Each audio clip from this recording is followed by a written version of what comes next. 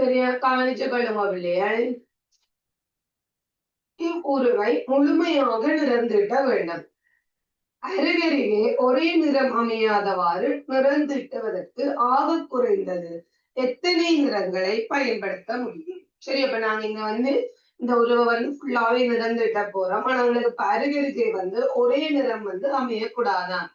சரி, அப்படி அமையாத மாதிரி நாங்க ஆக குறைஞ்சது எத்தனை கலர்ஸை யூஸ் பண்ணலாம்ன்றது கேள்வி.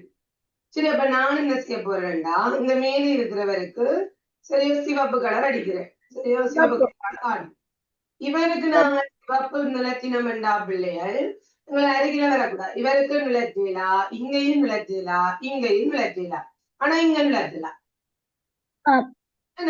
இங்க நாங்க சிவப்பு நிலத்தி கொள்ளலாம். இங்க நிலத்தீலா, ஆனா இங்க இங்க நாங்க நிலத்தி கொள்ளலாம்.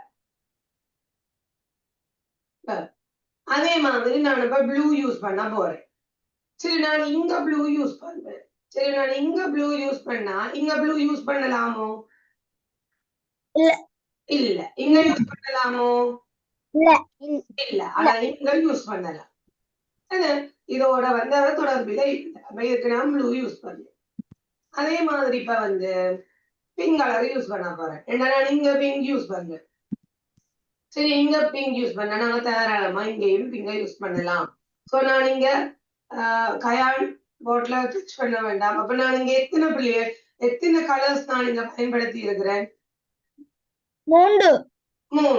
என்ன அப்ப நான் இங்க பயன்படுத்திய ஆக குறைந்தது எத்தனை நிறங்கள் என்றா 3. ஆக குறைந்தது நாங்க 3 நிறங்களை தான் பயன்படுத்தலாம். அப்ப அதுல ஆன்சர் பிள்ளைகள் 3.